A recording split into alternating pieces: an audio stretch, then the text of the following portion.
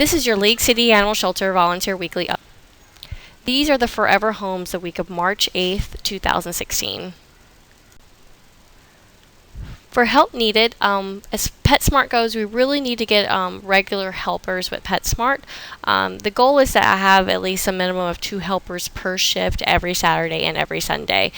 For those of you who have worked PetSmart, you know how difficult it can be when you have a whole bunch of crowded people trying to look at animals and pet animals and asking questions, and the lead is trying to do an adoption at the same time. So it'd be really good. These helpers are really, really important to the team, really important on making PetSmart successful. So if you're interested in doing PetSmart, don't think it's something that you have to do every weekend. Just one Saturday or one Sunday a month is all that we need to make that it's going. Even if you can do it half a shift, which is 2 hours a minimum, is all that we need for it to really happen. So let me know if you want to be part of that crew, if you want to be added to the calendar so we can make this happen. Also, I don't do this very often, but we really do need to recruit for volunteers. I know a lot of you kind of promote it and tell them what the shelter is about and things like that, but the best way to get more volunteers is through the current volunteers. So always make sure that you're letting people know that we do have a great volunteer program, that they can help the animals and in their community by coming up here, socializing with them, which is just 1 hour a week, or just doing an event for one event a month. Facebook is the best way. Social media is huge, so really push that on Facebook, or go somewhere different like your neighborhood HOA meetings, going to adoption events and promoting volunteering, telling your friends, telling schools, telling businesses, everything to kind of promote our volunteer program and to get more volunteers. Fundraisers, we do have the Charms for Charity fundraiser. That will be a huge fundraising and adoption event at Baybrook Mall, March 26th, from 12 p.m. to 6 p.m. We have started pushing the invites, and I will push one to email everybody a copy of this so that way you can have it, and it's also put it on our social media. So promote this. We get 15% of the sales during the time that we're there. So the more people that shop at their thing, the more money that we'll make to go towards the animals. So there'll be refreshments, snacks, things like that for people to enjoy during that time. And we also have the Flamingo Flocking fundraiser, which again will begin April 1st. We will have a meeting within the next 2 weeks for those of you who said you're interested in helping, and to kind of get an overview of what's going on. For community outreach adoption events, again, the Alex and Ani Charms is not only a fundraising event, but it's also an adoption event, and that's March 26th from 12 to 6. So we will bring animals up there. The shifts are split, so you don't have to do a full shift in there. You can do half shifts and things like that. We also have the Moms of Galveston County Spring Festival. It's their annual festival that they do, and it's really huge. Lots and lots of people are there, and we're able to promote our animals. It's April 9th from 1 p.m. to 5 p.m., and it's at the new Acro Sports. We also have the Galveston Island Bark in the Park, which is April 30th at Kepner Park. The time is TBA. For special events, tomorrow we have the Autumn Leaves, where we visit the memory care facility. That will be from 10 a.m. to 11 a.m. So you're interested in helping with that. It is such a rewarding program. The residents really enjoy it. We really let the animals get socialized and out of the shelter as well. So if you're interested in helping with that, go ahead and sign up. We have the Dogs and Divas event, where we will be promoting the shelter, and that'll be from 11 a.m. to 2 p.m. We will have a table to kind of push again our shelter volunteer program, all of that good stuff. So you're interested in that, sign up for that on the volunteer page. We have the Girl Scout Troop Tour. We'll be getting a tour to the troop, and also they'll be discussing a service project, so they'll be helping us with, and that'll be March 23rd at 6:15. And then we have the Dog Washing Day. It will be April 16th from 9 a.m. to 12 p.m. For volunteer opportunities, we have the next open house is this Saturday, March 19th at 10 a.m. And then we have another one on April 22nd at 10 a.m. Upcoming meetings, I have officially scheduled the next quarterly volunteer meeting.